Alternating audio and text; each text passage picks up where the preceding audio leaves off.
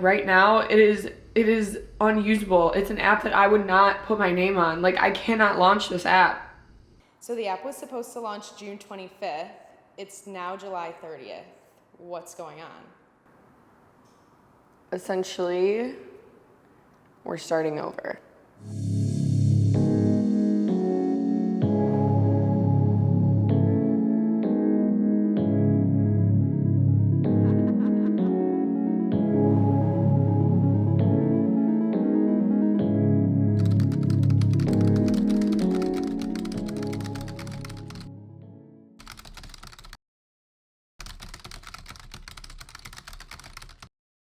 Looking back on the last 6 to 8 months, I think there were a lot of red flags, and I think there were a lot of little moments where my gut was screaming at me, telling me that something wasn't right, something was off, and I ignored those flags. I ignored my gut, and I think that was my biggest mistake.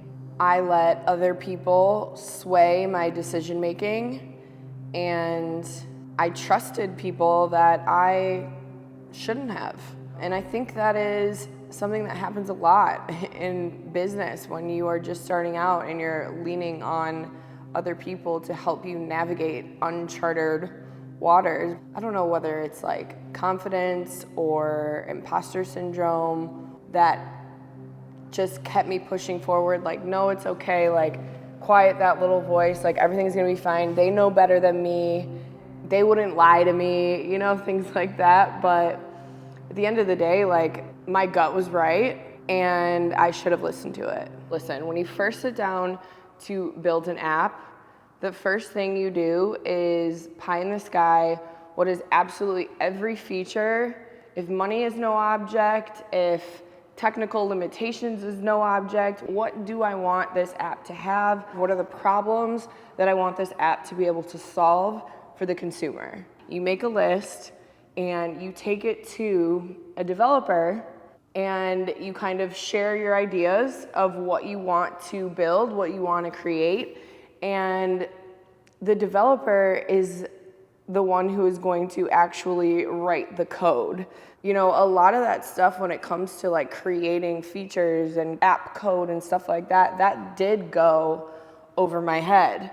So I felt like because I'm not a coder, I can't question them on certain things, when in fact my questions were very valid and my questions were important. I don't know what it was, but I sat on that contract for about a month. Something in me just did not want to sign that contract. I feel like I just didn't know the right questions to ask at the time. The red flags started going off when I asked to see wireframes of the app. It was always, oh, just wait until your test plan. Oh, just wait until we're about to launch. Oh, just wait, like, we can't show you until we're actually at this point. It's like, okay. Something in my brain was just like, that's weird. But again, I'm not a coder. I've never built an app before. I'm trusting and leaning on them to tell me what the right process is. So I basically did everything on my end, producing and creating all the content for the app, which you guys have seen, and was just waiting for them to upload all of the content and take me through what they called a test plan, which was basically my first run through of the app. And I just remember getting to that test plan meeting finally and choking back tears the entire time. But I knew then that I had made a grave mistake, and I knew it wasn't going to be something that I could proudly put my name on. It is not of my character, it is not of my nature to just launch something to launch. I could have easily just slapped some pretty marketing promo on it and launched it for a quick money grab. That wasn't an option for me. That's not who I am. And honestly, that's not good business. After that meeting, I just remember having a complete and utter breakdown.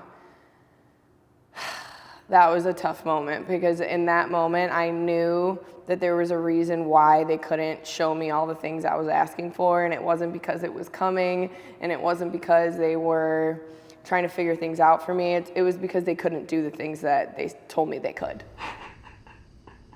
I wanted to get this up and going. I know. And I just like, it's just roadblock after roadblock after roadblock. And I feel like I've just made so many wrong decisions. And I'm just like, it's so frustrating because these are the most expensive decisions ever. I had a gut feeling about XYZ. I should have done this different. I should have done this different. I've put all this time, energy, and money into this, and I don't like what I'm getting, and it's so disappointing. I know, baby. I know.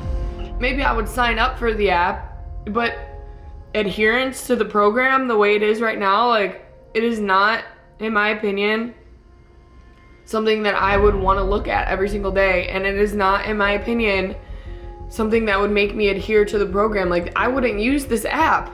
How can I put something out there when I wouldn't use the app myself? The way that they have the test plan set up right now is that a customer would have to log in, go through this whole questionnaire of things, which is fine, that's normal. But then that questionnaire then determines their program, and that program automatically populates into their workout schedule, which regardless of what they want. Regardless of giving the community member the opportunity and autonomy over their journey. They're filling out that thing. It feels like AI, yet you're getting sent a program and you don't know what program you're getting sent. You don't know whether that's the Revive program. You don't know whether that's SPARC Performance, because it doesn't say that anywhere. There's 4 different programs. There's SPARC Revive, there's SPARC Strength Home, there's SPARC Strength Gym, and there's SPARC Performance. And I wrote out workout descriptions for each one of those things. Basically, like, this program is great for XYZ person. And I want them to be able to see those program descriptions, see those different pictures, and pick what program is right for them and be able to toggle back and forth as their journey continues to evolve. I want it clear that they are following the same strength program that every other person that signs up for the strength program is following. 1, because it's misleading to say this is a program that's designed just for you when it's not. And 2, like, I want that team camaraderie of everybody knowing, like, hey, this is week 1 of the strength program. We're in this together. We're doing this together. The way it's set up right now is that for you to be able to switch programs, you would have to delete your account and then re-sign up to answer that questionnaire again. And then it might pop you to the same program. And it would possibly send you to the same program again. Yeah, you need to call the salesperson and you need to let them know that that is not a viable option. They can't switch certain things around because, like, those aren't user experience things, those are development issues. For example, on the dashboard, the top thing on the dashboard says track your period. Like, what if that person doesn't care about tracking their period? And I can't move around the widgets. So no matter what, everybody has a period tracker at the top of their program, every single person. I am including that for a reason. However, like, what if there's somebody that is, like, doesn't have a period, is on birth control? Like, that feels exclusionary to certain women when the whole point of the app is to be inclusive. When you're checking your progress, you press the scale to add your weight and you press the photos to add photos. How many times do I tell people that your scale weight does not matter? And then I'm just gonna have a scale staring at people the entire time, every single time they open the SPARC app? Yeah, that's fucking ridiculous. I chose to work with this company because you told me I could customize absolutely every part of this. Within reason, obviously, I understand that.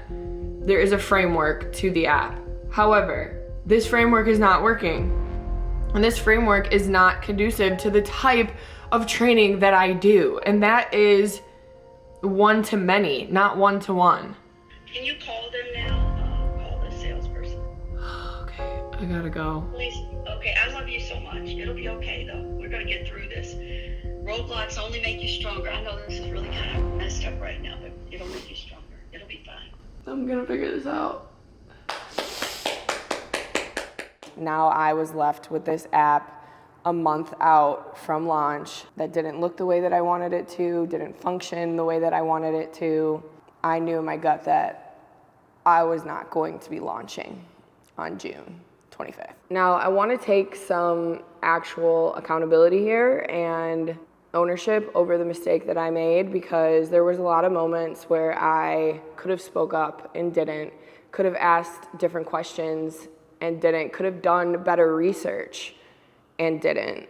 After that test plan meeting, I don't want you to think that I just kind of like threw my hands up and gave up. I felt they deserved the opportunity to take my feedback and try to correct and fix and create workarounds to the things that I wanted to see in the app. It was only after tons and tons of meetings and tons of conversations, I felt very comfortable walking away from that investment and that partnership, knowing that we had both come to a mutual agreement that we could not produce the product that I wanted to see. I entered a partnership with this company under the impression that they could modify their platform to fit my business model. And it got to the point where they were asking me to modify my business model to fit their platform. And that's just not what I signed up for. And I had to find my voice and stick up for myself. And as devastating as it was to walk away from that investment financially, and just from a time and energy perspective, all the stuff that we had done that went into that, like that was absolutely devastating. In the end, I know it was the right decision. So after you stepped away from that partnership and realized you were a month out from launch without an app to show for it, how did you feel? I was devastated, ashamed.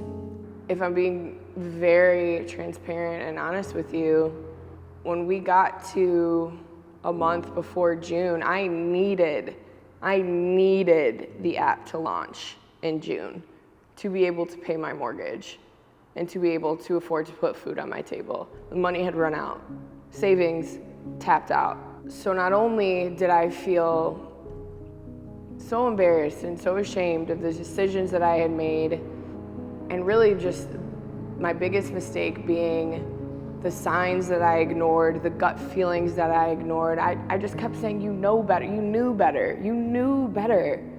Why did you not listen?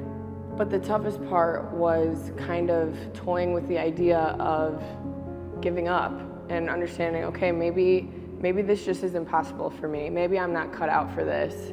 Maybe this is a sign, this is a reason that I'm not meant to do this. Maybe SPARC isn't supposed to be here. And that just makes you feel like a complete failure, a waste of space.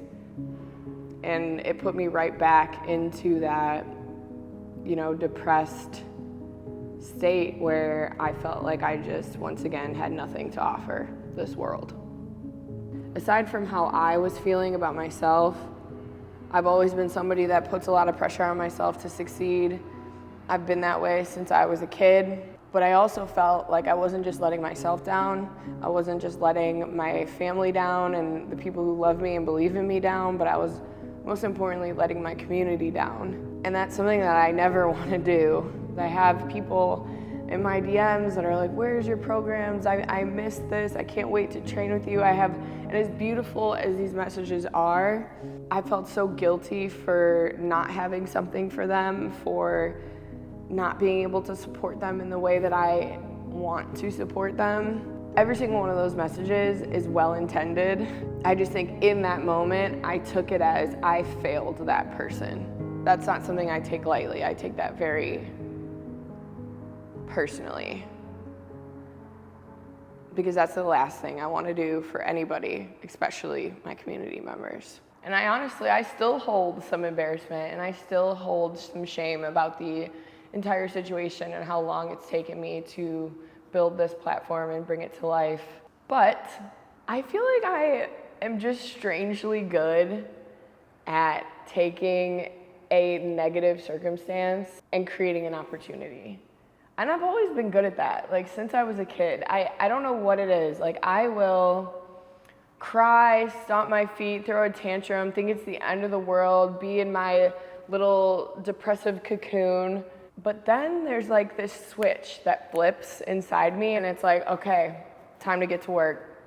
Like, game time. Let's go. How are we gonna fix this? Like, you're not a quitter. You know who you are. Get your ass up. Like, let's get it done. My mom likes to tell this story about me. I was in 6th grade, and we always did like a annual school play or operetta. We were doing the play The Wizard of Oz. She wanted the part of Dorothy so bad. And I'm like, okay, Danny, I don't know if you're gonna get Dorothy, because they had to sing too in these operettas. I came home telling my mom, I'm practicing lines for Dorothy already. I'm gonna be Dorothy. She didn't get the part of Dorothy. She got the part of the Wicked Witch of all things. And I was devastated. Like, 6th grade me, this was the end of the world. I didn't want anything to do with that green face paint. I was like, I can't believe they're gonna make me this ugly, evil creature. So I went home to my mom. I was bawling, crying. And she just cuddled up in the bed with me, and she just cried. She was rubbing my back, trying to say whatever she could to console me. And I just remembered, I don't know what it was, but again, this flip just switched in me. And as I'm like facing the pillow, I rolled over and I looked my mom in the eyes, and I was like, you know what? They want to make me the Wicked Witch of the West. I'm gonna be the best damn Wicked Witch of the West they've ever seen. And that was the first time I like cussed in front of my mom. And she was like too proud of me to even be mad at me for cussing. How she turned that around made me think I have the most amazing child. So from that moment on, I was determined to be the best Wicked Witch of the West the world had ever seen. And then the day of the performance, and I'll never forget it, I'm sitting in the audience. Then it came to my melting scene. And this scene I have been waiting for since they cast me as the Wicked Witch of the West. We got to the melting scene, and I'm not even joking you. I wish I had a video to insert, but it took me 5 minutes to die. And then all of a sudden, she pops back up. And we're like, that's not part of the scene. The Wicked Witch is supposed to melt. Nope, she had an encore melting. So she melted, and then she melted again. And everybody gave her a standing ovation. Nobody else got a standing ovation. Dorothy didn't get a standing ovation, okay? Dorothy was trying to say her lines over the standing ovation that the Wicked Witch of the West was getting for melting. And I just remember being like, yeah, Dorothy, take that. And I think about that story so often because in the moment, and granted, there's a lot worse things in the world than being cast as the Wicked Witch of the West. In the moment, that felt like the end of the world to me. But I had this like switch flip that was like, okay, like, you want to doubt me? All right, I'll show you why you should have cast me as Dorothy. I tend to do that in a lot of situations. I think that is one of my biggest strengths, for sure. So then after I had that moment of, okay, this is not going to be the thing that breaks you just because this one thing didn't work out. It didn't work out for a reason. You were not meant to release that version of the app. You were meant to learn a lesson from that version of the app. I decided that that was not going to be the thing that stopped me. This was not the end of SPARC. This was not the end of me and my dream. Honestly, I did what I should have done from the beginning, which was hit the ground running, doing as much research as I possibly could, learning absolutely everything I could about building an app. I wanted to be informed. I wanted to ask questions so that things that developers were talking about weren't going over my head. I knew exactly what they were talking about and what the capabilities of those different features were. I had a meeting every hour on my schedule for at least 3 weeks of just interviewing different companies, interviewing different coaching platforms, interviewing different app developers. I wanted to know absolutely everything there was to know about building an app, and I wanted to leave absolutely no stone unturned, know every single option that was available to me so that I could make the best, most informed decision, which is 100% what I should have done from the beginning. However, I learned that lesson the hard way, so now we're moving forward. I ended up finding a company that I really trust and that I'm really, really happy with. I came to that first meeting with 100 questions. And they appreciated my questions because I think that they knew that I meant business. They knew that I was serious. They knew that I knew what I was talking about. And they also knew that I knew what I wanted. And I think that that was a huge difference from the first round. I didn't really know what I wanted going in because I didn't know what was available to me. I didn't know what was possible. Now I'm educated. I know what's possible. I know what I want. And yes, there's not going to be absolutely everything that I want from the jump in the app. No, there's still so much room to grow and build in the app. But I knew that working with this company, I was going to be able to launch a product that I was extremely proud of, that I would use myself. I now have full faith that I will be able to launch something that I'm proud of. Every single day I would wake up with this pit in my stomach. It's because I knew something wasn't right. I don't have that pit in my stomach when I wake up anymore. I'm not anxious about these shoots that we have coming up to redo absolutely everything. I feel ready. I feel energized. I feel like this is how you're supposed to feel when you're working on your dream project, when you have the right people in your corner, when you have asked the right questions, when you get answers that make you feel confident. I was thinking about this on my drive over here that I could honestly start this docuseries here because we are reshooting and reproducing all of the content and all of the marketing materials for the app starting next week. I think it's really important to show you the mistakes that I made. I think it's really important for me to own those mistakes and show you how I'm learning from those mistakes moving forward. I think so often when somebody launches a business, you just see the highlight reel, you just see the shining marketing promo. You don't see all of the missteps and breakdowns. When it comes to making progress, there is absolutely no straight line. Starting over, as embarrassing as it might feel, this is the entire reason I wanted to create this docuseries. And I am so excited that we've documented this entire process to show you everything that has gone into this, because this truly has been a labor of love. The hard work is just beginning. The hard work starts when the app launches, to be honest, but it wouldn't be the truth if I didn't show you everything, if I didn't show you where we started and what we had in the beginning to what the app is now. So I'm honestly just grateful to be able to share this journey with you. I always say that life is gonna beat you over the head with the lesson until you learn it, and I finally feel like I learned the lesson. I now know that your intuition and your gut is not gonna tell you what you wanna hear. It's gonna tell you what you need to hear. And you should never underestimate the power of your intuition and your gut instinct. I think especially as women, our intuition is so strong. It truly is a gift for us. It's our superpower. And your head is going to play games with you. It's going to tell you, oh, just maybe you should listen to them. Or, oh, you've never done this before, you don't know. But at the end of the day, your gut is never going to lie. So you got to trust it. Everything that we have shot, we are redoing in LA with the new team. Now I have a team surrounding me that believes in me and that I believe in, and I'm really excited to get to LA and meet some of these new team members in person for the first time, and honestly just create magic.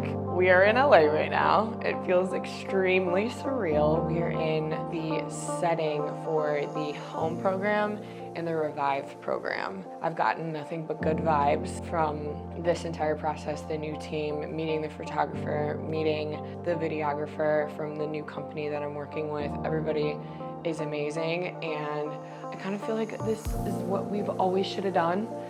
This is my first ever fuel guide. We have. Philosophy has not changed, okay? We still believe in fueling our bodies for performance. I'm gonna take some little snippets from this and we're gonna add it so we can have a nice little nutrition bit for the promo video. There we go. Love it.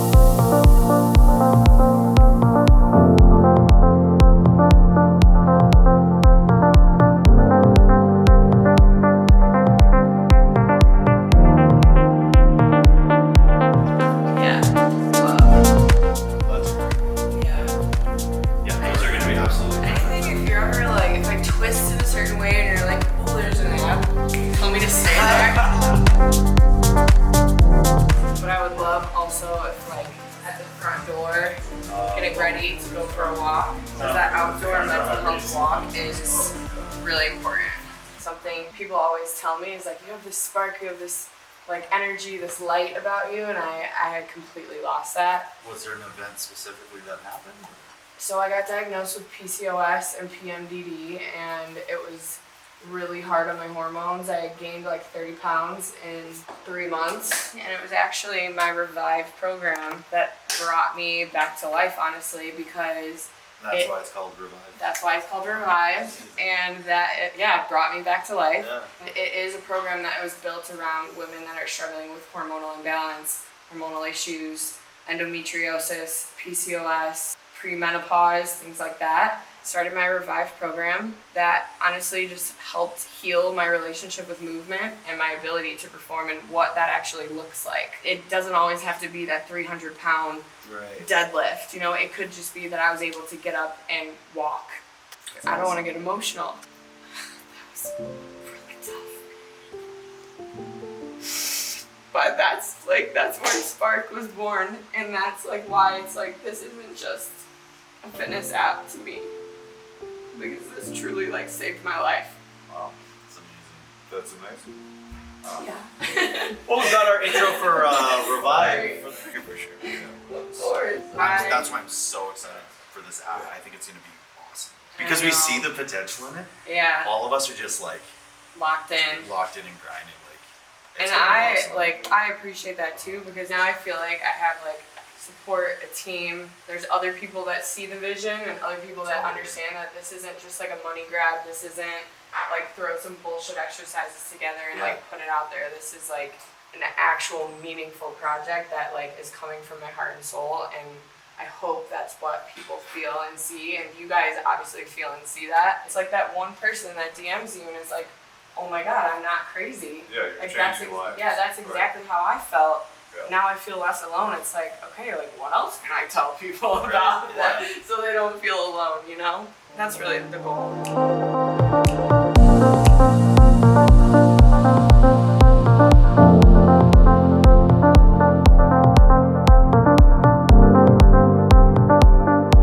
I feel like today's probably like the easiest day too. This is a little bit of a tease because I could definitely do this for 4 days easy, but the next 3 days are with the demo videos are gonna be aggressive. I haven't really told anybody, but I'm a little injured. How injured are we talking? So injured that I had like 4 emergency PT appointments to be able to like walk and get here. I'll be fine the first half of the day, and then as Oh, well, we we can't. get to like the end of the day, I'm gonna right now, but be able to move a little bit slower. But I'll be okay. Again, we are not accepting injured energy. That's right. Day one was like such a good indication to me of how incredible the app is going to eventually be. And I hope that the rest of this trip just goes as smoothly as it did today. On to day 2.